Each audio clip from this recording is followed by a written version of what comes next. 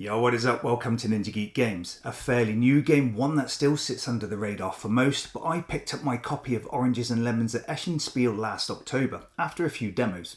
This is a 2 to 5 player worker placement from Medusa Games, and it's based on the nursery rhyme set in 18th century London.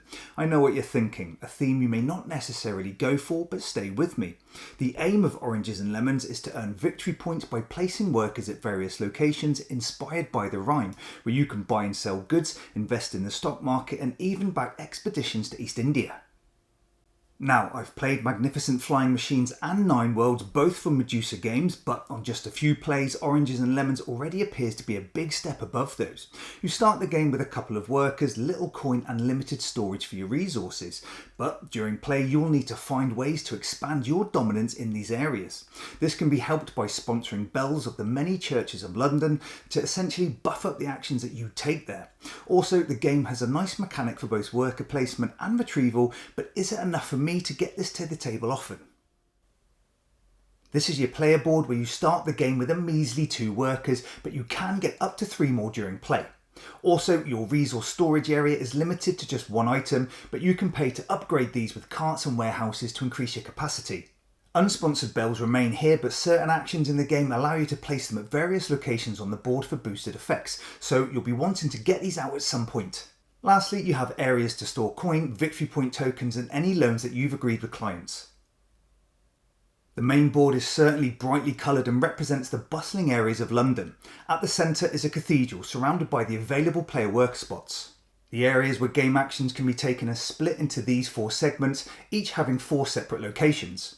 Each of these locations has a number of worker spots that's dependent on the player count, the action that can be carried out, a space to place your bell token and what effect the bell has, as well as some script from the nursery rhyme, which is a nice touch. Surrounding the board are market, resource and tile areas, as well as tracks relating to some of the actions that you take during play. But before we discuss these actions, I just want to show the worker placement mechanic as I quite like it. This track shows player order, and during a round players will be taking their workers from this area and placing them on the various locations around the city. Some worker spots are only available at the higher player counts, and others have a coin value, meaning you must pay to place your worker here. Once all the workers are placed from all players, only then do you get to carry out the actions at those locations, but you go in numerical order, starting at location 1 St Clements and work around.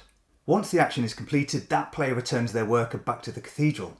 Then you move to the next location and so on, so turn order is effectively based on where you placed your worker, not necessarily the order that they were placed in, unless multiple workers are at the same location.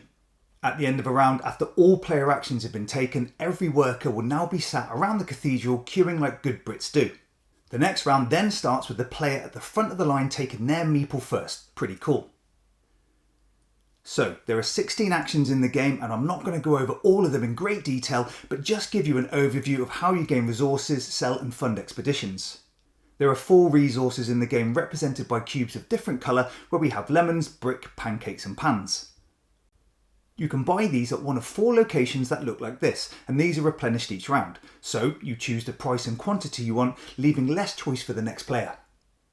Here you get to buy and sell any number of different items, with this price will vary dependent on how in demand they are, and this will change over the course of the game. If you need cash, why not show off your Robin Hood skills and enter an archery competition, or you can place workers on the coin value here to sell goods for that price. However, trading here allows you to also move your marker up this track that provides endgame victory points the higher you climb. This location can be pretty special. Its rewards are not too bad, resource, coin or a few VPs, but this blue spot means that if you're the first player here, you get to jump your worker to the front of the queue for the next round. The other Brits will just tut at you pushing in. For a teeny tiny engine, you can issue loans by paying the cost and taking the appropriate tile. These sit on your player board, provide endgame VPs, and each one of these gives coin as interest at the start of every round, so are well worth getting early and often.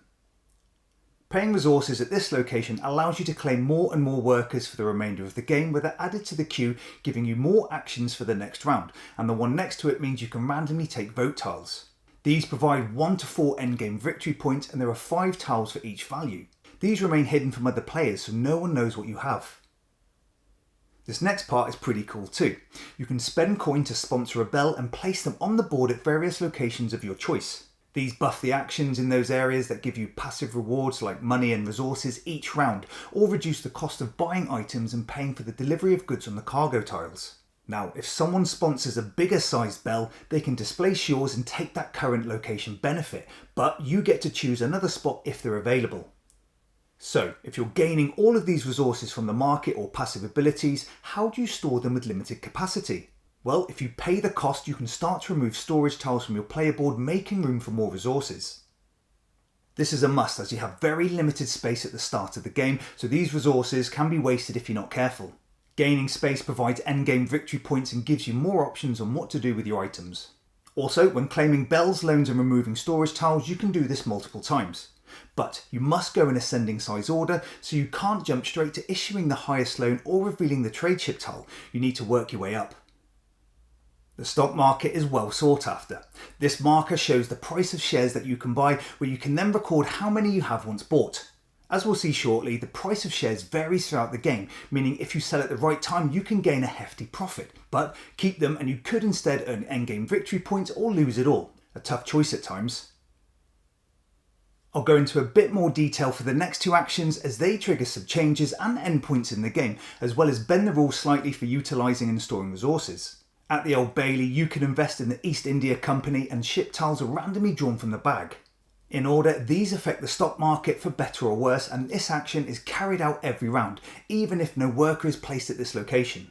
This custom inspector meeple is a reminder to draw these tiles and adjust the value of the shares on the stock market track every round.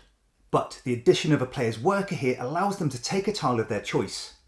These provide coin, a number of immediate resources, or an ongoing benefit each round. What I like here is that if you're at full resource capacity on your player board, you can instead choose to store them on the newly gained ship tile for this round. They can then be spent if you have workers at later locations or sold back to the market in the cleanup phase. So it gives you a small window to stockpile resources, which is very helpful for the next action. Here you can export cargo where you can spend your hard-earned resources to fulfill one of the tiles. These ships are gradually replaced each round, and if you're able to meet the requirement of the cost, they provide VPs and other rewards like bells, loans, workers and cash, basically anything you want to claim from other board locations. These tiles will eventually change levels as stacks get depleted, and this also triggers a change in ship tile at the Old Bailey. This makes them all the more rewarding, but also results in the action spaces being more expensive and triggers the end of the game when they run out. I really like this worker placement and action selection mechanic. Although a few locations may seem similar, the further you place your workers at distant locations, the later in the next round that you go. This means you really have to think about the order of the actions that you want to take, and resources here can pay for this later, but also prioritise in case you get blocked, so make sure you have a backup. Likewise, joining a location with another player will likely give you the reduced benefit that the action provides. I like that turn order will vary each round because in most worker placements, if you visited a particular location, you become the first player. Here it's completely based on your player actions, and one action allows you to jump the queue with just one of your workers. The game has a nice Euro feel without the complexity and a smidge of an engine. Gaining loans, placing bells and claiming ship tiles will no doubt provide recurring resources and coin each round. These can be spent for more workers to allow extra actions or open up storage capacity to fulfill the requirements from exported cargo, and I thought that the short-term storage on these shipping tiles was really helpful. It's quite an engaging game because you can at least do something every turn without feeling you've been left behind. Most victory points are awarded at the end of the game, but some actions provide a token for you to add to your total. My only gripe is the number of elements that you score victory points from. There are 17 categories, and the game was going to have downtime. It's at this endgame scoring. You get VPs for votes, loans and coin, exports, resources, storage and bells. You then look at the shares held in stock and transactions from the market, as well as VP tokens gained during the game. Then for all of these, you get more VPs if you hold the most of the categories you've already scored and record and count on a pad. Anyone have a calculator? For me, a VP tracker around the board would have been better, as there's absolutely no way to gauge who's doing well. You can't even assess your own scores at times. Other than that, the components are okay, they're not of the highest quality, but the game does have a vintage appeal that matches the theme, and I like that. There are also variants to make the game shorter or longer, and at about 2 hours for 5 players you can adjust as necessary or ramp up the shipping tiles for more rewards but a more volatile stock market. For the more experienced players, you can utilise career tiles so you start the game with benefits of particular actions, but I've not used these yet as I'm not sure how balanced the game would be with them. Overall, Oranges and Lemons, it's a great game. The actions tie in nicely and the rounds build very well, but it doesn't try to be more Euro than worker placement. This is probably in the top 5 new to me games that I played last year, and I hope to get this to the table often, especially since I've heard there's a solo mode being developed. Thanks for watching. This is Ninja Geek Games. Cheers.